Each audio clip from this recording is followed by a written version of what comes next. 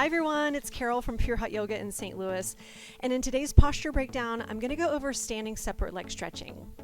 This posture is one that you'll find in all the original hot yoga classes, both the original 90 yoga class and the Power 60 hot yoga. And this posture's real goal is to create a stretching sensation down the whole back side of your body. So up the back of the legs, into the hips, and then eventually down the entire length of the spine. You'll hear a lot of times the instructor say, touch your forehead to the floor in between your feet, which can sound really intimidating, and maybe you're thinking, I'm never going to be able to do that. Well, we also know in yoga that it's not so much about the destination, it's about the journey getting there. So even if you're never able to touch your forehead to the floor, you can still get the sensation of the stretching, and therefore you're getting the benefits of the posture, and you don't ever have to actually touch your forehead to the floor. So let's take a look. You begin with your feet together, toes and heels touching. Inhale your arms over your head. Step right foot out to the right, big step, about 4 feet between the heels. You'll notice that I turn the feet in just slightly, just enough that the feet are parallel to one another. You make sure that the thighs are contracted, suck your stomach in, strong arms, and you fold forward at your hips. Let me turn to the side for a better view. So again, stomach pulled in, thighs contracted, and fold forward. And you're working on the flat spine. Notice that my neck is neutral there.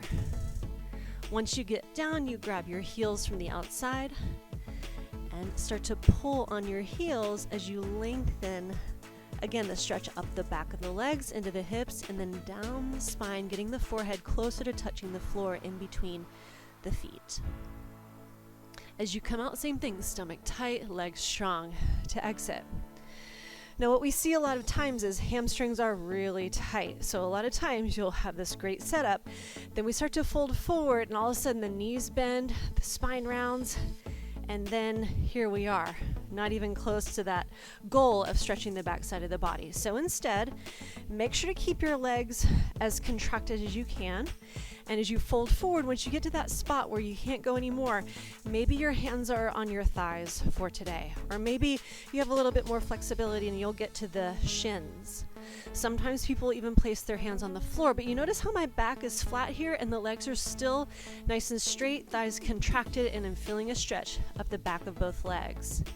Over time, you might even start to reach for the sides of the feet, and again, eventually grabbing the heels to reach the hairline down to the floor.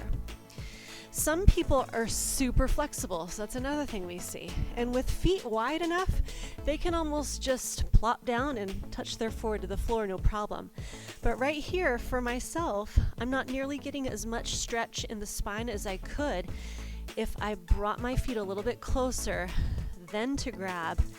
And as I pull, now all of a sudden that stretch is going up truly into my hips and down the spine. So whether too flexible or not flexible enough, there are modifications that you can take to make this posture work for you.